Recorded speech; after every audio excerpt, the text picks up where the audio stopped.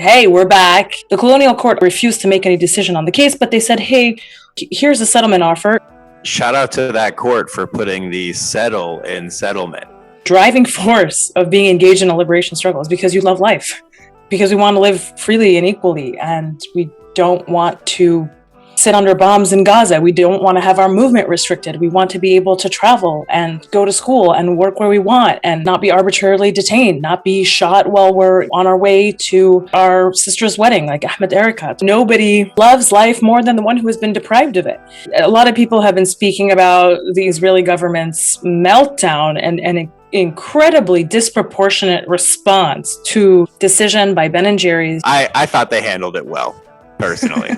Women in the army, right? Holding babies in Afghanistan. That's Kamala Harris's dream, okay? Breastfeeding a baby through the uniform. This is the Palestine Pod. Palestine Pod. Palestine Pod. Before we get into today's episode, please like, comment, and subscribe. If you're here on YouTube, if you're listening on a podcast app, subscribe and leave a review if you can.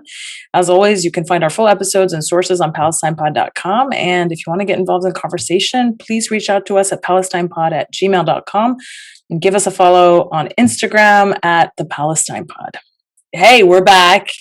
Took a little time off. That's okay.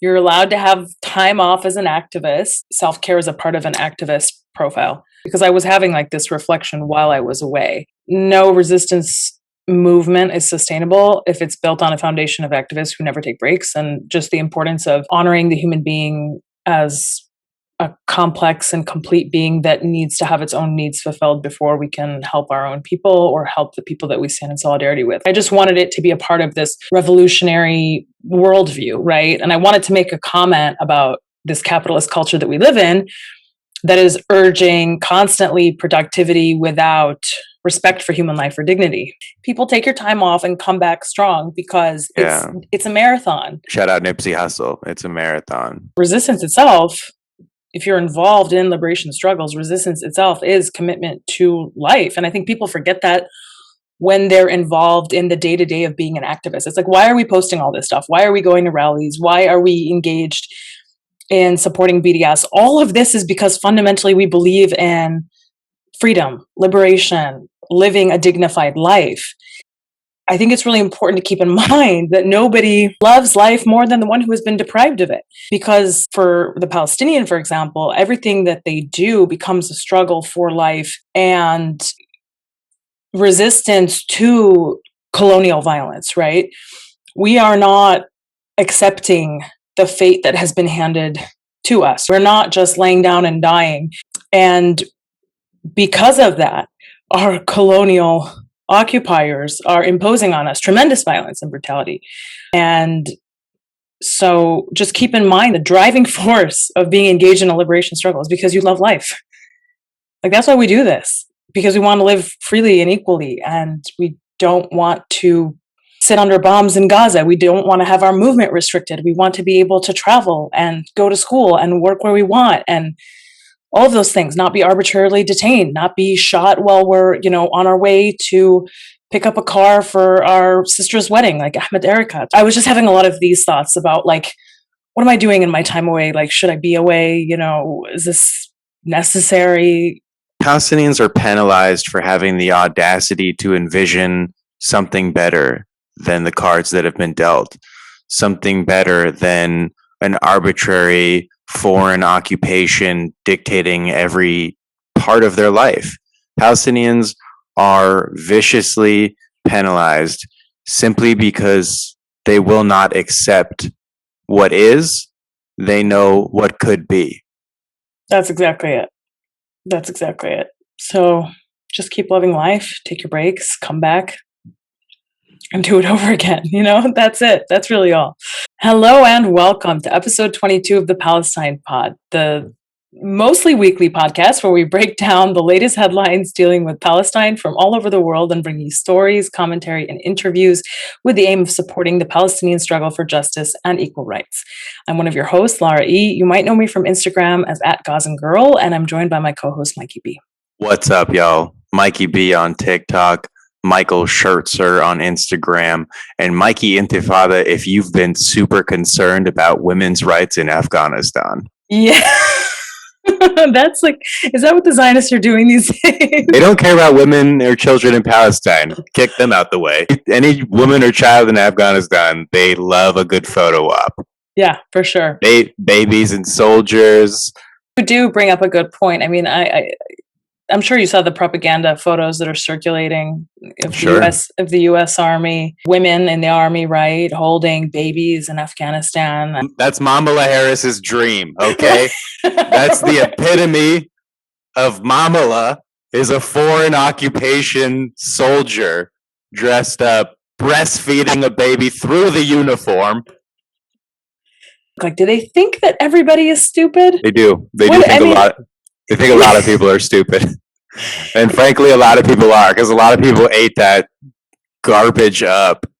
Yeah, I mean, come on, though. It's been like literally 20 years, right? 20 years of invasion, occupation, militarism, murder, drone attacks.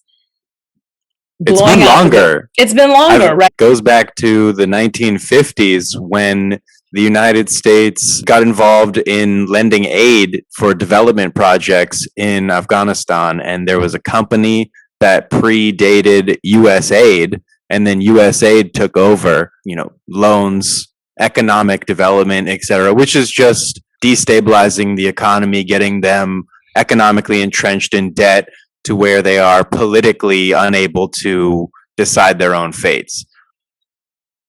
Yeah, foreign intervention has many different facets and control over other people and nations' assets, resources, futures. It's more than just military invasion. That doesn't even involve the Mujahideen, right? That came afterwards in the 70s and the 80s. Brzezinski, who his daughter Mika is a television personality still to this day on Morning Joe. So you're still getting the Zbigniew good old fashioned logic coming to you through your televisions, and probably, I don't know, they got a podcast. We probably do better though. And so it's like his influence is still to this day with us. Nonetheless, he was one of the main driving forces in funding the Mujahideen and Osama bin Laden, and we all know how the rest turned out. Yep. And if you have any doubt, just go Google that video of Hillary Clinton saying the exact same thing, because that's what was convenient at the time, and then that video came to bite her in the ass years later, right? There was a New York Times article that referred to Osama bin Laden as an anti-Soviet warrior on behalf of the United States. Yes, a glorious headline. So, it's been a 20-year-long resupply, basically, of military weapons, and now they're doing what they'd planned to do. Right. The Zionist occupation has bombed Gaza, broken the ceasefire, demolished houses and shops in Silwan and Lifta, escalated brutality and ethnic cleansing of the families in Sheikh Jarrah, demolishing houses in Jerusalem, repeatedly invading the Al-Aqsa compound with armed terrorist settlers, attempting to normalize their presence in what was one of the only places Palestinians could seek refuge from the occupation if they were allowed to go. Those settlers will never fit in. Like the trees they brought with them from Europe, they will forever look out of place. The occupation has murdered multiple children in the past few weeks. A sniper shot one child in the neck at a protest. A Palestinian man fought back, as Palestinians are legally allowed to do. He fired a pistol into the hole in the wall that the sniper was using to target unarmed Palestinians. And he critically injured a member of the terrorist organization, the IDF. Ladies, that's a husband. The occupation is imprisoning students, such as Leanne Nasir and 7 other girls who are held without cause at the occupation's Damon military prison, Mondoweiss reports. Miriam Barghouti reports Fadi Koran and Obey al-Obeidi continue to be detained by the Palestinian Authority, although I believe that they were both just released due to international pressure. Nonetheless, they faced physical, emotional, and psychological repression. They were being held for challenging the systemic violence, and they were both on hunger strike. It looks like it's a lot of business as usual for Apartheid Israel and its collaborative Palestinian Authority, suppressing all forms of dissent coming out of Palestinian grassroots organizers and arresting students, killing in Gaza. It's really just more of the same. Yeah, I don't have anything to add to that. Yeah, okay.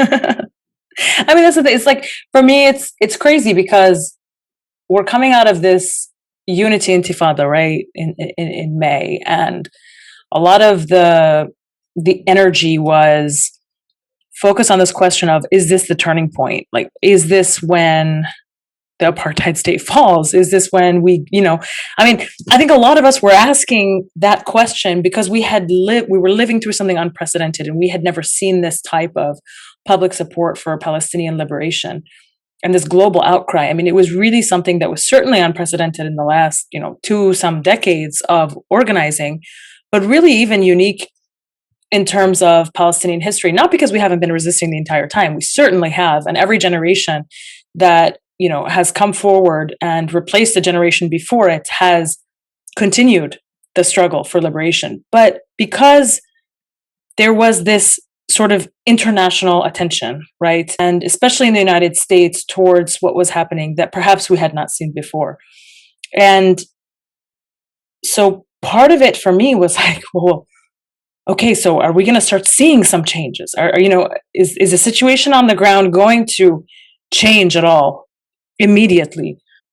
I don't think any of us were naive to think that, okay, there was going to be this overnight shift, but to see now that, we're in August, it's several months later, and it seems like the apartheid state has continued in its very aggressive and violent and brutal policies towards Palestinians, wherever they are in historic Palestine, be it in Gaza, in the occupied West Bank, and occupied Jerusalem, or in 48. The Palestinian Authority is cracking down on Palestinian dissent and doing Israel's dirty work, and it continues to do so with no shame whatsoever. And the organizers, the grassroots movement, continues to resist. It shows that, even though the global attention has perhaps died down, Palestine had its moment, in the news for that month, right? Where everybody was, everybody's attention was turned towards Palestine. Even though that has sort of, faded, I think if anything, it really just confirms that whether we have the attention or not, we are going to continue to resist. And it just doesn't matter how violent and brutal the occupation continues to be towards us. We have no other option but resistance. And I think a lot of people were tired after the Unity Uprising. I think a lot of people had expended a lot of energy in not a lot of time. People slept very little. There was a lot of organizing. If you were on the ground in Palestine, I can't even imagine. I mean, I know just even the organizers in diaspora were working around the clock, but certainly in Palestine, living it around the clock and continue to be living it. The issues that were the impetus for the global intifada are not resolved, right? So the colonial court refused to make any decision on the case, but they said, hey, here's a settlement offer. You can stay in your houses for an undetermined period of time. So it could be like a month, it could be a week, could be a few years. There was no guarantee or minimum guarantee of the amount of time they could stay in their home. But the ownership of the house would have to be acknowledged to be for the settlers, right? And so, I mean, what kind of a settlement is that? I mean, that's absolutely ridiculous.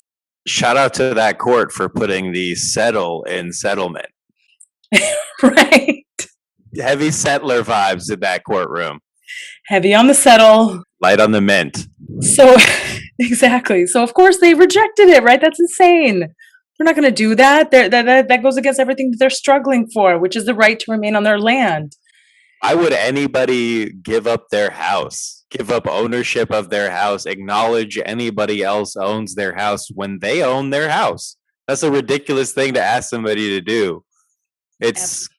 Especially when you're not even meant to be in that neighborhood. Under international law, you have no claim to East Jerusalem. You're not even supposed to be in that neighborhood, Papa. Why are you trying to tell people who owns what? Everybody showed up at the courtroom, right? I was watching the lives that day. First of all, the entire thing was in Hebrew. There was absolutely no Arabic interpretation, which again is a violation of due process and all of these norms that you're supposed to respect, in a courtroom when you live in like a free society that respects human rights. They didn't even know what the court was saying. You have members of the panel, the court, who are settlers themselves, who live in settlements. So talk about having an independent and impartial judicial body. I mean, that's out of the question.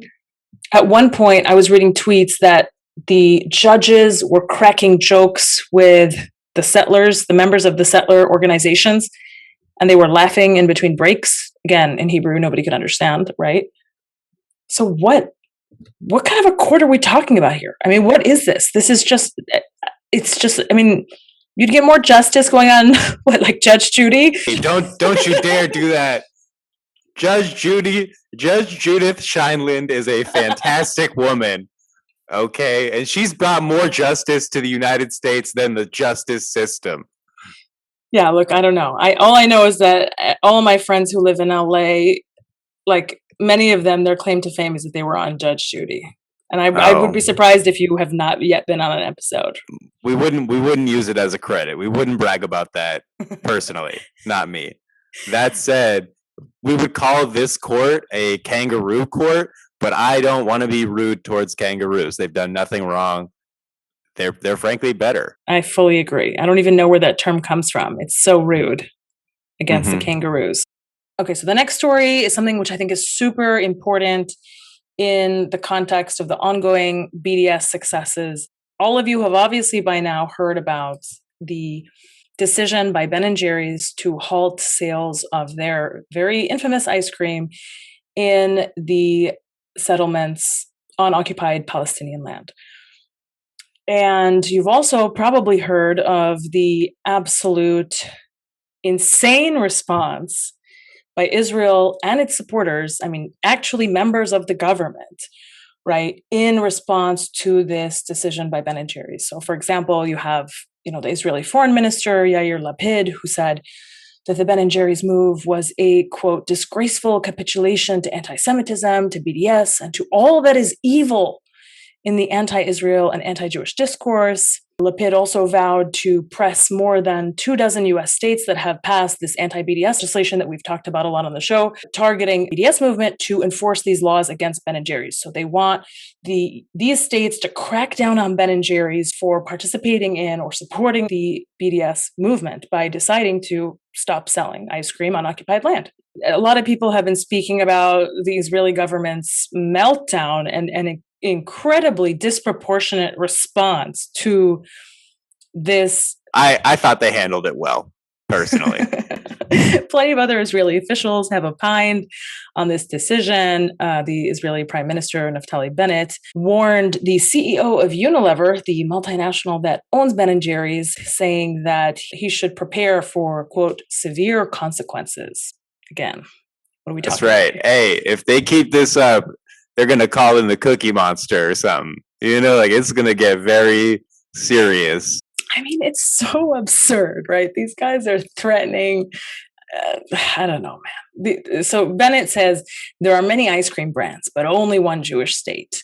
And, quote, Ben & Jerry's has decided to brand itself as the anti-Israel ice cream. Right. Okay. I think New York is actually a Jewish state. I don't know if you've ever been. We got good representation there. Yeah. And then you have also the Israeli ambassador to the US, Gilad Erdan, who basically says he's urging US officials to, quote, consider speaking out and take punitive measures, quote, including in relation to your state laws and the commercial dealings between Ben & Jerry's and your state. So again, an Israeli government official is telling US officials that their local policies should, in their own states, should be influenced, determined, whatever, by things that are happening in Israel, because what's more important than what's going on in Israel to Americans, right? Hey, isn't it weird how sometimes we'll be like, I think that they have too much influence in American politics. And then people will be like, what do you fucking hate the Jews? You know? But then they stop selling ice cream in the West Bank and other places, and they have a full-on conniption. They're drawing so much attention to the fact that this is a very scary moment for them. Yeah. Right?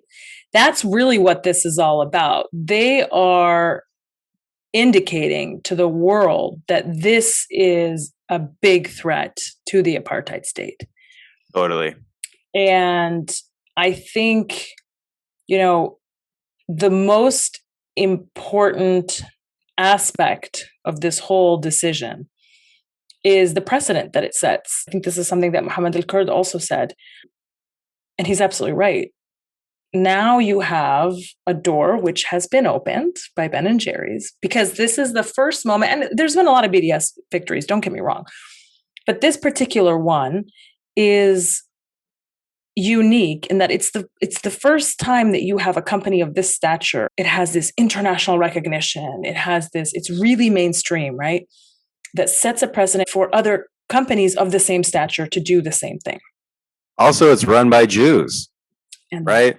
So it's Jews saying, nah, this is not right, which is extremely dangerous for the occupation, because it's not just the economic impact, right? If it was a company of that size, it's still a big deal. But because it's run by Jews, calling them anti-Semitic is as silly as calling me anti-Semitic, because Jews have a special ability and I think a special responsibility to speak out about what's happening in the name of Judaism, so to speak, right?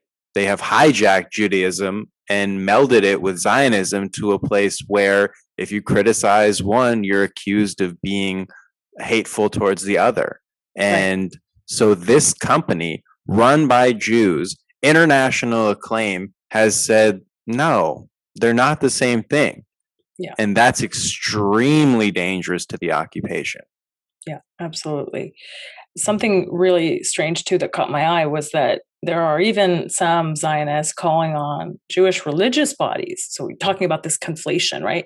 They're calling on Jewish religious bodies around the world to withdraw Ben & Jerry's kosher certification.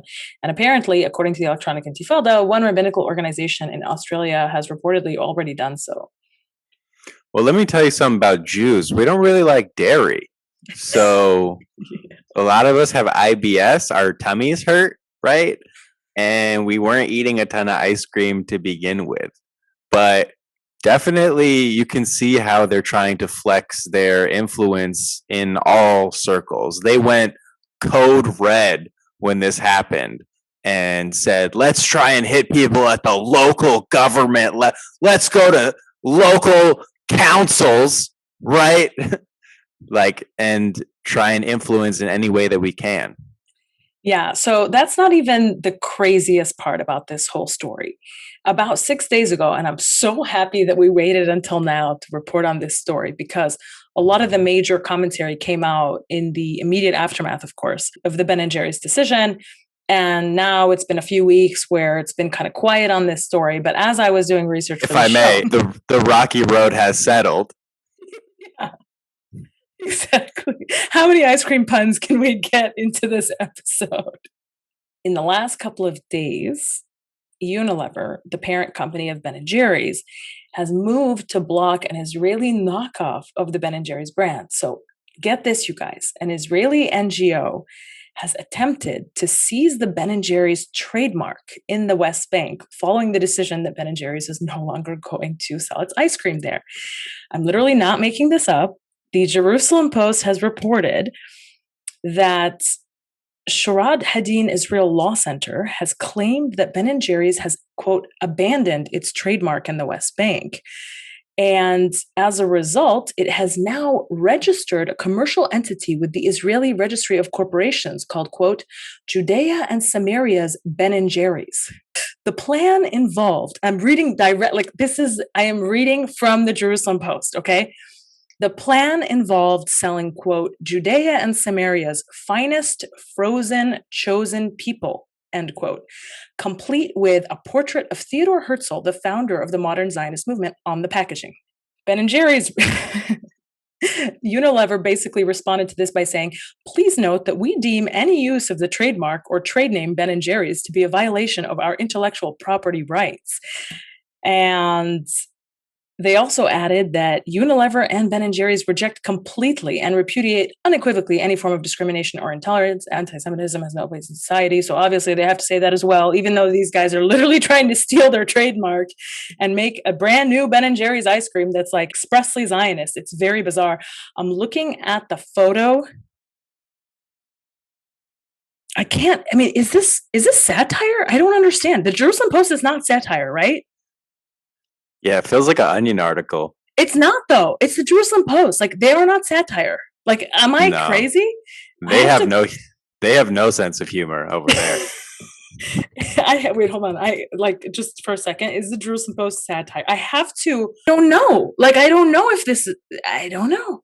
You know, that seems totally unlike them to just steal something and slap their face on it. No, because hold on, the Haridadin Law Center, right? Yeah, right. That's a real place, right? That's a real. Yeah, it's a real article. I know that I read about it as well. Oh, you did? Okay. Yeah. You actually thought this was, I thought you were just doing that as a bit. No, I thought it was real. Real. It's a real story. I thought it was real. And as I'm reading it to you, I'm like starting to be like, wait, what if this isn't real? No, it's a real story. And it just shows how bold they are, that they're like, well, fuck you. We're going to steal your product and sell it anyways. And then the parent company was like, well, we've got lawyers, actually. Even crazier than the intellectual property theft of Ben & Jerry's ice cream is the fact that there is a Zionist-backed app directing a troll army in an attempt to influence online conversations surrounding the Ben & Jerry's decision to halt operation. The Israeli online platform act.il was developed in June 2017 to recruit and organize a troll army of thousands of people to insert themselves in digital discussions regarding Palestine, has directed its users to wade in on the decision. The app urges trolls to comment under relevant Facebook, Twitter posts from various news organizations, including the Daily Mail, the New York Times, criticizing Ben & Jerry's decision.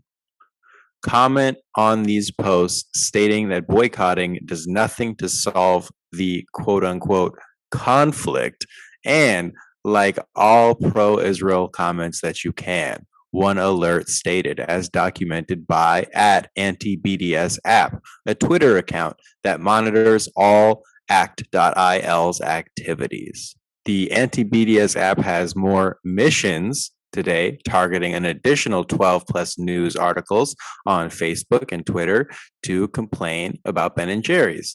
This was reported July 21st, 2021.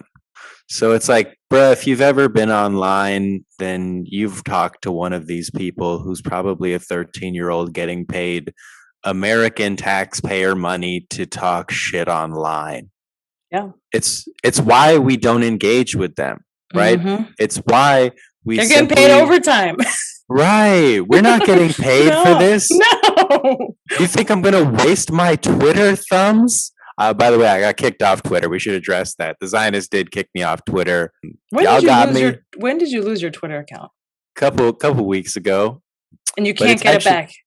Can't get it back. They kicked me off for real. They nuked my account. And let me tell you, they thought that they were like doing something to harm me, but it's actually been the best thing for my mental health. It's been truly fantastic to not be on Twitter. And yeah, so I just want to say thanks to the Zionists who kicked me out of Twitter. It's been pretty good for me. It's been good. I've had a lot of growth as a result. Therapeutic, yeah. Yeah. Look, Twitter's it's a different battleground, you know. Yeah, it's like if Virginia Woolf could tweet everything. It's like a stream of consciousness of just depression. Yeah, it's a lot. It's a lot. Mm-hmm. I've never opened Twitter and then got off and been like, I feel better now, right? Oh yeah, It's always never. It's always like someone's got the nuclear codes. Like, I don't know. And it's like, that's just how I feel. Oh God, the anxiety, like the constant, the what is it? The fight or flight, right? Like, Twitter is just fight or flight. You're just always in it. It seems like just fight or fight, honestly. Like there's not even the option to run. They will just drag you into a fight. Yeah. Well, hey, look, we're on Twitter. We're not super active, but we do get a lot of people that are, engaging with us. So that's good. But we post our episodes there as well. Something I wanted to add, which I think is critical for us to clarify about this Ben and Jerry's decision, is that a lot of people came to me after the July 19th decision and were like, Lara, no, this isn't that great because the company said that they're going to stay in Israel beyond 2022. And, this is only pertaining to the settlements. So what this decision will do is it will further entrench the notion that there is a distinction between the occupied land in the West Bank and then 48, and it will legitimize Israel as an entity within the 48 borders. As I was doing research, I came across a Guardian article written by one of the Vermont organizers that was involved in doing the years of work on the ground, trying to get Ben and Jerry's to actually take this decision. So this was part of a targeted BDS campaign by Vermont Palestinian Solidarity organizers. Basically, what the article is saying is that this part of the statement where they say that, okay, this decision will only apply to the occupied territories was not actually written by the company's independent board, but it was written by the parent company Unilever. And according to the Guardian article, the independent board does not actually intend to keep doing business in Israel. So this is actually really good news. And there seems to be a little bit of disaccord between the parent company and the independent board. But it's important to keep in mind that it's the independent board that actually has the authority and the power to actually take the decisions affecting the company. So a lot of people reacted to the article that came out that was written by Ben and Jerry, right? Because some parts of it were okay and other parts of it were like, you can support Israel while not liking what Israel does, and so then it was like, not so great, right? But again, it doesn't really matter what they say because at the end of the day, it only matters how the independent board will act. So this is something that's really essential to keep in mind. They hit you with that old time flavor of liberal Zionism, right? Exactly. We recognize the taste of that statement. Yeah, I mean, liberal Zionism, so easy to spot, right? Anywhere. It's like in your video. Actually, that's my favorite Zionist that you do in the video, where you're like, I don't really recognize any rights. But I do think that we should live in peace. Yeah, the way they talk to you, it's like they're charming a snake. It's so offensive, right? Like, it's those media trained tactics that people get, where they're like supposed to give off empathetic vibes, but instead they actually give off serial killer vibes.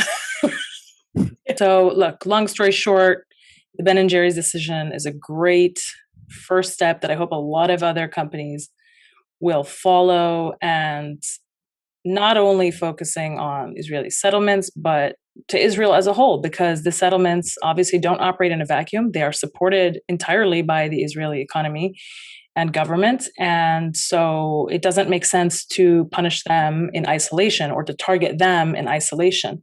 Good news. We'll keep following it. The trademark story is weird. Just confirmed that it is real because it was actually also reported by Israel Hayom, which is one of the biggest newspapers in Israel, and some other news organizations. So it's not satire. So just to clarify, they will be pulling out of all territory, 48 included?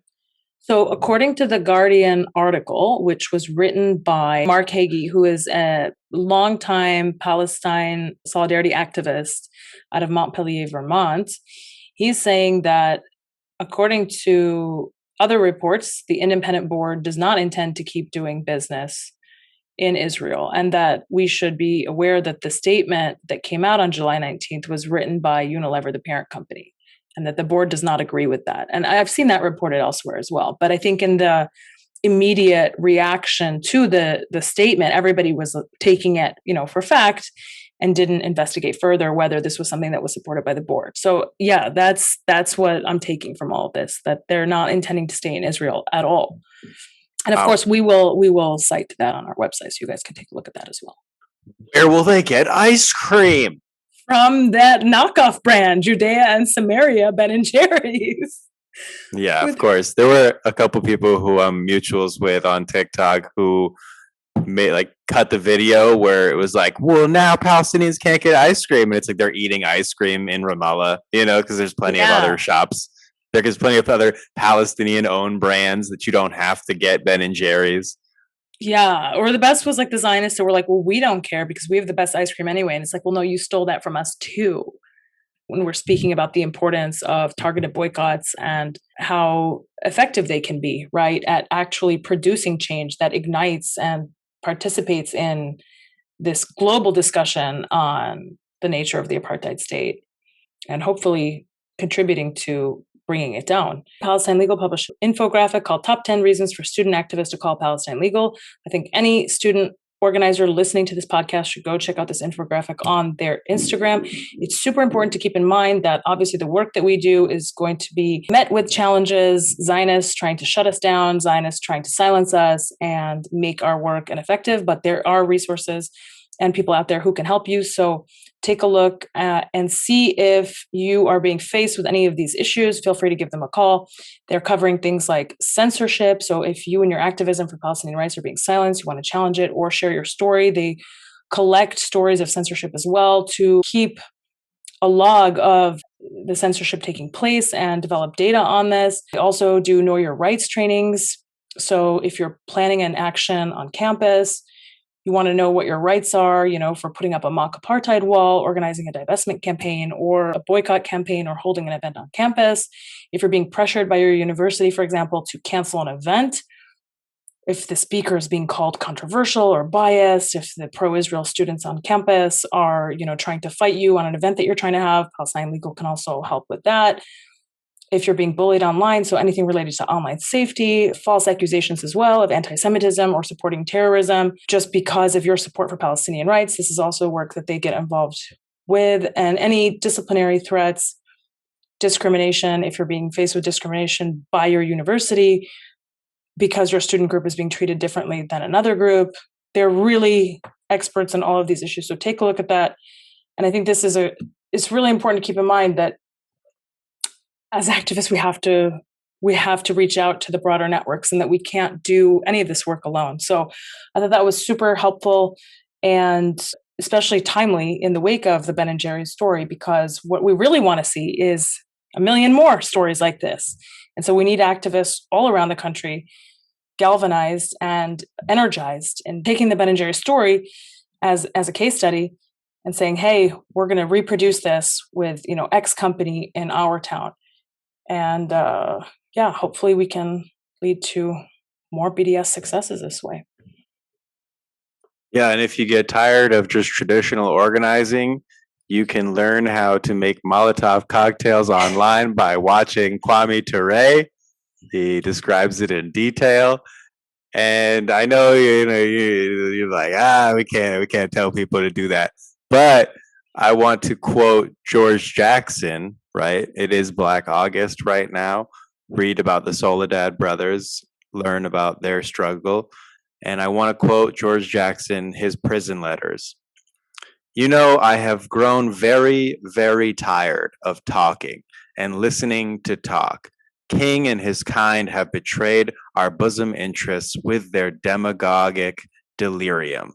The poor fool knows nothing of the antagonist's true nature and has not the perception to read and learn by history and past events. In a nonviolent movement, there must be a latent threat of eruption, a dormant possibility of sudden and violent action if concessions are to be won, respect gained, and the established order altered. that nonviolent theory is practicable in civilized lands among civilized people, the Asians and Africans, but a look at European history shows that anything of great value that ever changed hands was taken by force of arms. I don't disagree with that statement. And that harkens back to what Nkosi Mandela was saying, right? Where President Mandela was the first person to put himself in harm's way. He led the organization that engaged in armed struggle. Yeah. And that is the only way that concessions were brought about. The only thing I can say about this is that this isn't even just your opinion. This is the right of Palestinians under international law to struggle with arms against a foreign occupation. It's not even radical or revolutionary, really, because it's the UN, it's international law, it's mainstream consensus. But people forget, and there's a lot of people working very hard day and night to make sure that people don't know this. And to make sure that people don't know that we have rights and that they're responsible for violating those rights. This is a part of a larger trend of the left in the United States growing more uncomfortable with the activities of the apartheid regime, right? And it also signifies how the Zionists are starting to feel that pressure.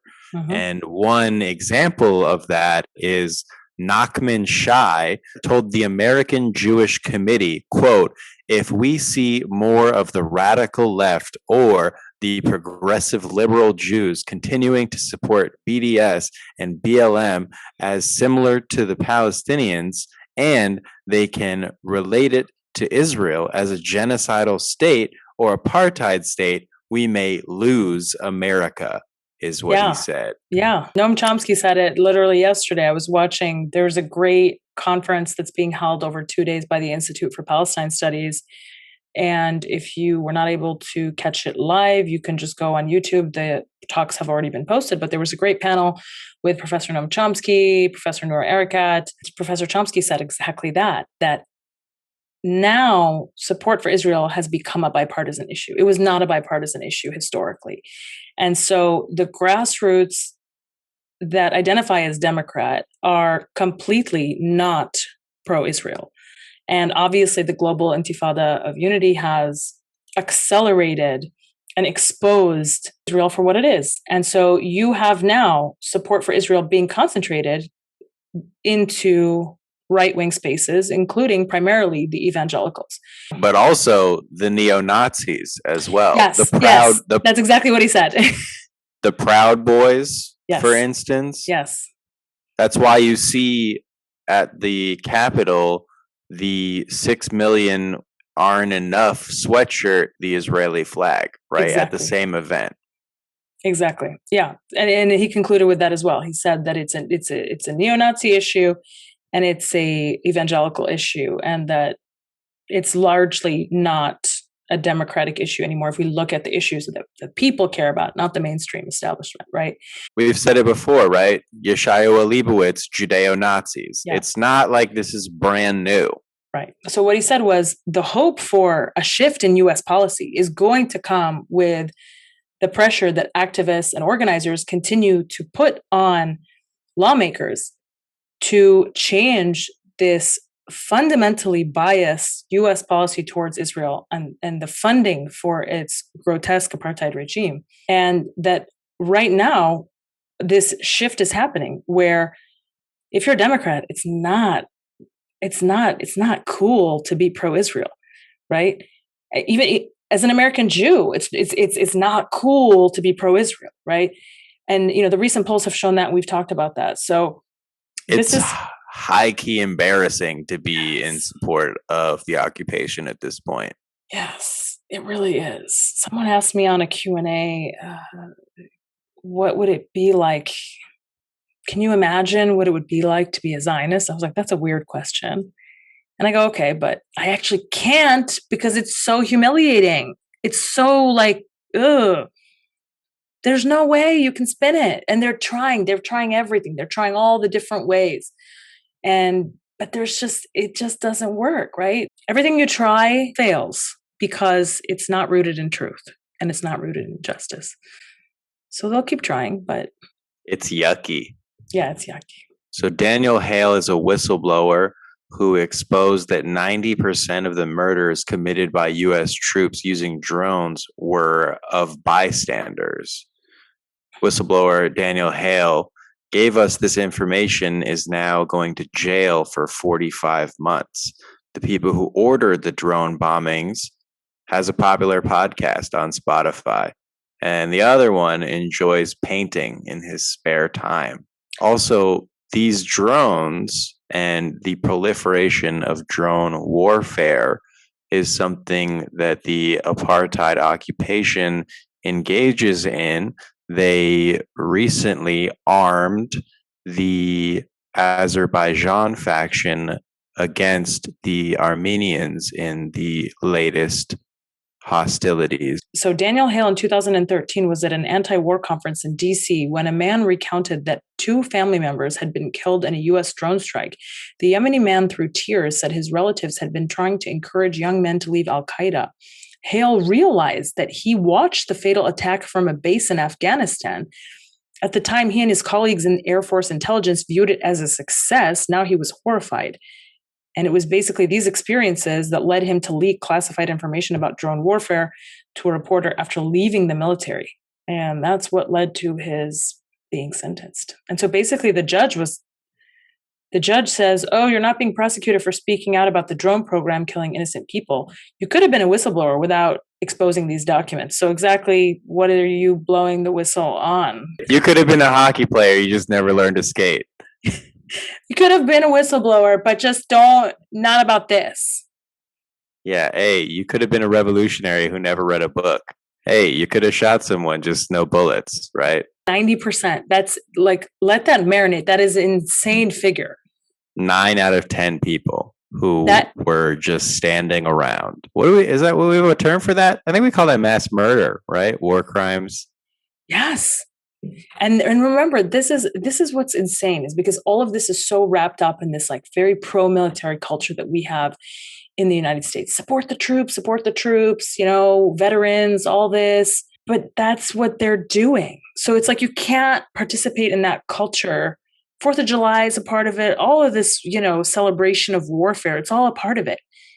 And then to know things like this, and by the way, this story, it's not even going to like shock anybody or change anything. I mean, it's the kind of thing where it's like, yeah, it'll be printed in an article and some people will read it and that's fine, but it's not going to create this cultural shift to combat the intense pro-militaristic worldview that emanates out of the United States. But it should, because what he revealed was that we're just killing people that have nothing to do with anything almost all the time. And that's what we're spending trillions of dollars on instead of healthcare and education and roads and making the US better and trying to prevent climate change and the, impeding destruction of the entire world. Yeah, the military, we have to say it, the military is the largest reason, right, for climate change. Yeah, I'm not a money guy, but that seems like a good investment to me. Man. What do you need schools for if you're going to blow them up anyway, huh? Yeah, that's, you got a point there. Hey, hard to argue. That's NATO logic, is what you that was. You don't need to invest in schools because you're not gonna get to keep the schools anyways. No, I mean honestly, that's a very shocking story. That's a very, very shocking story, and it should shock the conscience of every American. And I hope more people will continue to talk about it and really, really wrestle with what it represents and what it represents for how the world sees us. Because these are things that are happening to people who then know that their family members were killed by the United States government. This is what people think about us. There's also Chelsea Manning, right, who released a ton of documents that led to the WikiLeaks story. The United States has a long history of whistleblowers revealing classified information, and then that information having an impact on public opinion, the most famous of which is obviously Daniel Ellsberg, who leaked the Pentagon Papers. And it changed the way that people thought about U.S. military intervention abroad and led, there were already protests against the war, but it really galvanized the anti-war effort across a bunch of different sections of society. And so I think what Lara is talking about is this is a story with the magnitude of information that the Pentagon Papers had, but I think just because of the amount of stimulus that we're constantly exposed to, that we've become desensitized to this type of information. And so it will not have the same impact to galvanize against militarism as it did in the 70s. Yeah, I mean, I think you're absolutely right. People, it's system overload. You get to a point where there's just so much bad news that it becomes difficult to process everything and to react to everything and to give everything its space. So in advance of this Washington visit, Naftali Bennett actually came out and pledged growth of settlements, right? This was reported by the Jerusalem Post. And what's, I think, crazy about this meeting is anybody looking to this as if it's going to produce any results in support of Palestinian liberation or Palestinian rights, right? It's, the audacity to say, hey, I'm going to the US, a country which is completely financing our illegal policies. And I'm not even going to hide the fact that we are engaged in illegal land theft. I'm going to actually double down and say, yeah, we're going to keep doing that. And we're going to accelerate it in pursuit of this greater Israel project, to take as much land as possible with as little Palestinians as possible on that land. It's so, it just gives me such, you know what I mean? It's just so, I don't even have the word for it. So crass. It's so violent. It's so blatant. It's very sinister. Yeah, that's the word. It's extremely sinister. And Biden, we're not looking to him to free Palestine. We've talked about that before. He's continuing Obama's legacy, being very pro-Israel, but also trying to look like this guy who, has a solution, but not really. We know he didn't move the embassy back from Jerusalem. We know that Biden has said that it would be weird to condition aid to Israel. We know that he is vehemently opposed to the proceedings that are taking place at the International Criminal Court. Biden got motion sickness when he heard from the river to the sea. Yeah. He said, hey, slow down, partner. Let me take a seat here. So on the one hand, you have that guy, right, who has been totally anesthetized and has not even put a grain of rice of pressure on Israel to do anything to support the slightest bit of improvement in Palestinian life. Like, okay, just like lighten the siege a bit of Gaza, just let the chocolate come in. Did you see that article about how they seized shipments of chocolate and they banned the entry of chocolate into Gaza? That was reported like a week ago. Everybody knows Hamas loves chocolate, right? It's Hamas is fueled by chocolate. That's what they said. That's what Israel said. Oh, really? Damn. I can't even do satire anymore. No, because they said that's exactly what Israel said. Because they beat me to the punch. They said that they seized the tons of chocolate that were set to enter Gaza because they knew, allegedly, that Hamas relies on chocolate for funding. Everybody knows they've got a sweet tooth, huh? It's rockets they made in their kitchen and chocolate. I mean, look, if anyone's reporting on these talks as if they're supposed to be like different, or oh, well, let's see what comes out of these talks. There might be some, commentary like that, which is absolutely meaningless. Just know that that's not at all the case. You have a guy who's promising to continue and accelerate land theft, and you have another guy who's like, hands off, keep writing checks, keep doing what you're doing. Everything is weird. If I try to stop you, that'd be weird. That's what Biden said. So yeah, it is weird. It's so weird to stop apartheid and murdering children. That's weird. Yeah, it is weird. Hey, but you know what's not weird is funding that with a blank check. That's cool. Totally apparently. cool. Totally cool. Yeah. Hey, let's think about some more things that are weird. You know, like stopping world hunger. Maybe that's so weird. Yeah. I agree. Maybe cracking down on child trafficking. I was just gonna say human trafficking. I was just gonna say. Well, that's actually something that the apartheid does a lot. So that's why I mentioned it. Yeah. So hey, I don't know what we're gonna leave you guys with for this week, but something weird. Something weird. Come back next week. No, it should be good. We've got some great guests for the next couple of weeks. Hey guys, that's been another episode of the Palestine Pod.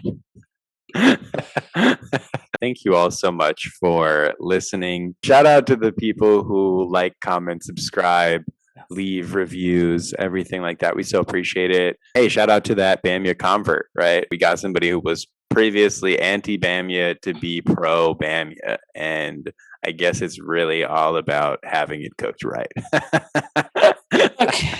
I don't know that I want to be known as responsible for putting out content that converts people on Bamia. I myself have not been converted, but I have, I sent one of my friends who's a listener of the show, actually, after she heard those episodes, she sent me Bamia seeds. Oh, wow. Yeah. So I've got them. I actually am growing it now on my balcony. That's pretty tight. Yeah. She So now the responsibility lies entirely on you to execute. Yes. So, I'll let you know. Maybe when we do our Patreon and we start cooking together. Oh, yeah, guys, we are going to be introducing merch as well. It's going to be T-shirts that say the Palestine Pod in different logos. We will be featuring those on our website. We'll post some promotional material. And we are also going to be starting a Patreon, okay, where we provide a little bit of extra content in sort of a more relaxed, open forum discussion like this right here, where it may be about Palestine, but it may be about anything else. And it's just kind of us chatting, having a good old time. And for some of our premium subscribers, we will have monthly Zooms where you can hang out with us, a little power hour, right? Have a drink if you're not a Muslim, you know what I mean? Do whatever. Drink liquids. We can drink No, Muslims are not allowed to drink. I read about it. They only can eat solids. No, solids. Yeah, y'all gotta take water through ice. That's what I read. That's a core tenet of religion. That is my understanding of Sharia law, and that's why I'm making videos about what's happening in Afghanistan right now, because I'm informed. America. Yeah. Nutshell. You can't really sum up America in a nutshell because you can't fit a handgun inside of a nutshell. That's right. Maybe one of the bullets. Who knows? Yeah. Anyways, reach out to us at palestinepod@gmail.com. Follow us at the Palestine Pod on Instagram, and then we will upload all of our sources and episodes to www.palestinepod.com eventually.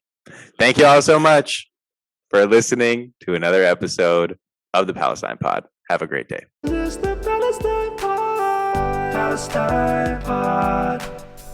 Palestine Pod. As I've been following what's been going on in Afghanistan and a lot of the social media activism from the big accounts, they are complaining of very heavy censorship as well, the Afghan activists that I'm following. Yeah. And so it seems like it's just moving from, cause to cause, depending on whatever has the world's attention at a given moment. It's like, you always say it's like whack-a-mole. That's totally what it is with like U.S. imperialism. No, don't tell the world about this. Oh no, we can't let people find out about that. They can't censor everybody all the time, right? There's only a certain amount of people who work the censor. I hope this edit's better than it sounds or feels right now. Well, now I got to edit that out.